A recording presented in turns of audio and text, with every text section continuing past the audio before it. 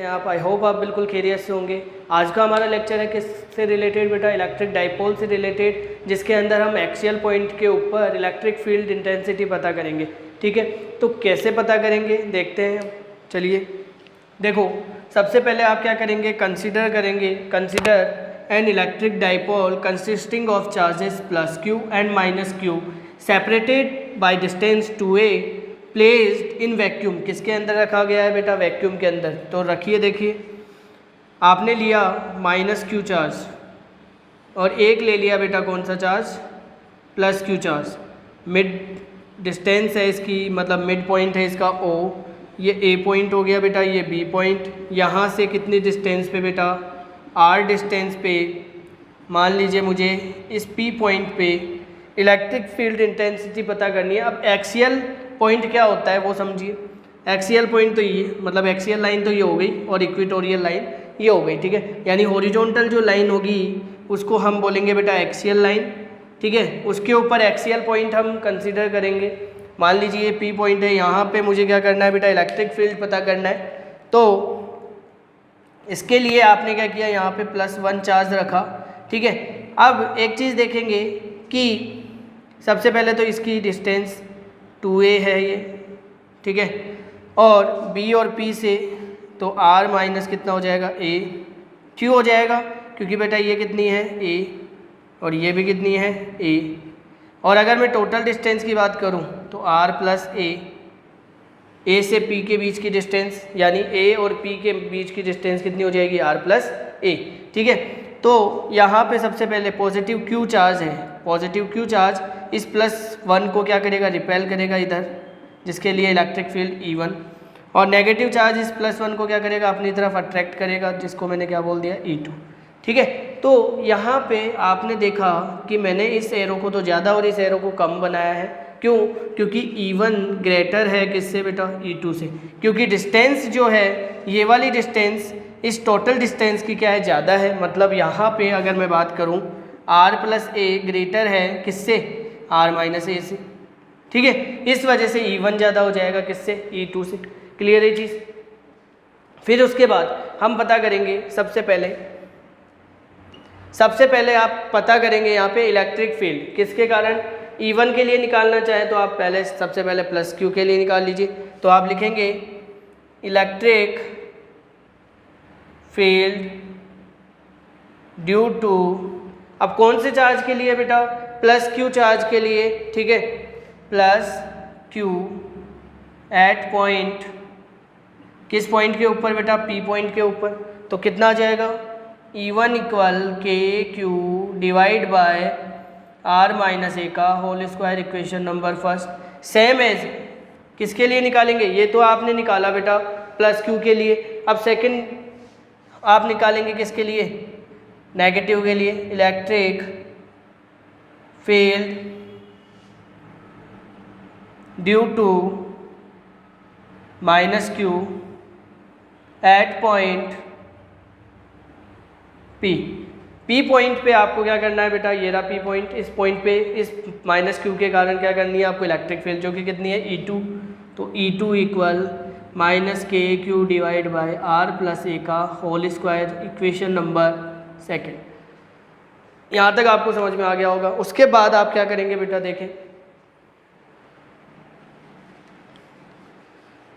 अब यहाँ पे आपको क्या करना है? टोटल इलेक्ट्रिक फील्ड पता करनी है। टोटल इलेक्ट्रिक फील्ड कैसे पता करेंगे देखते हैं। देखें, अब इसकी रिजल्टेंट यहाँ लिख देंगे, hence the resultant electric field at point P point पे क्या करना है आपको बेटा? इलेक्ट्रिक फील्ड पता करनी है टोटल।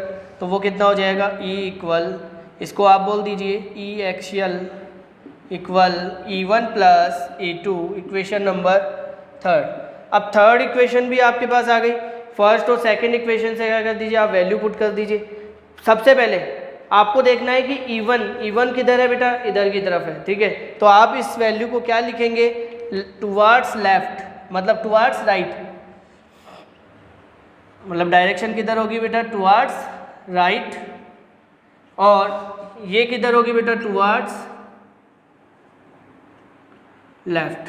लेफ्ट क्यों होगी, क्योंकि देखो नेगेटिव चार्ज किधर है, ये रहा इस तरफ हो, मतलब E2 की डायरेक्शन किधर है, इधर, और E1 की डायरेक्शन इधर, तो ये तो राइट हो गया और ये कौन सा हो गया, लेफ्ट साइड हो गई। ठीक है, उसके बाद आप वैल्यूज़ पुट कर दीजिए। तो वैल्यूज़ पुट करेंगे तो क्या वैल्यू आएगी आपके पास, देखें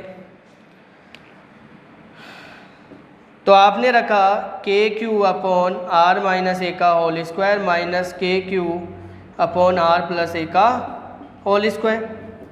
KQ तो कॉमन है बेटा, कॉमन ले लिया, एलसीएम ले लिया आपने, R square minus A square का होल स्क्वायर। क्यों हुआ, क्योंकि देखो बेटा अंदर बना हुआ है a माइनस बी और a प्लस बी और उसका पूरे का होल स्क्वायर। अब ये वैल्यू इधर मल्टीप्लाई और ये वैल्यू इधर मल्टीप्लाई, तो r प्लस ए का whole square minus r minus A का होल स्क्वायर। यहाँ तक किसी को डाउट हो तो बताइए बेटा।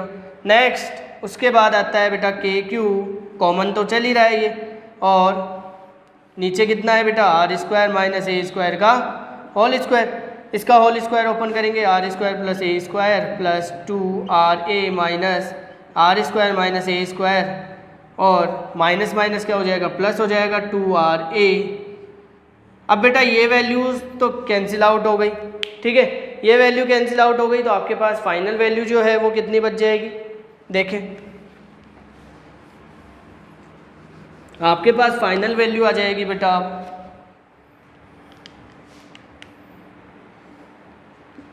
KQ,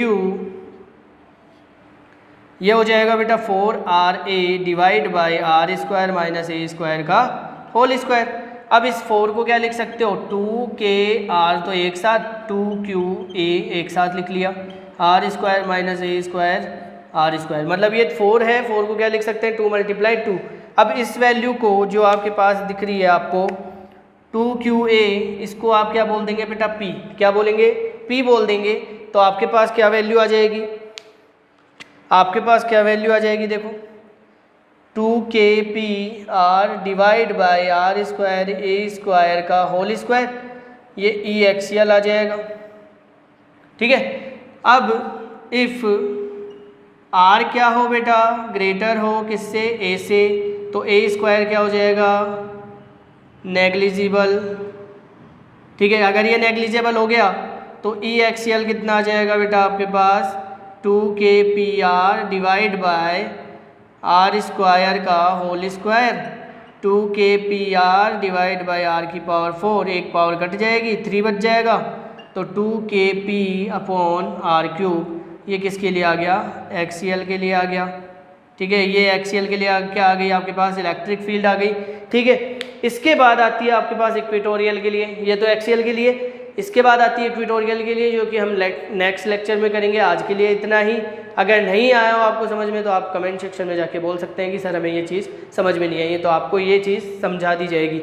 एक चीज़ और आप यहाँ पे ध्यान रखिए कि ये जो P था वो इलेक्ट्रिक डाइपोल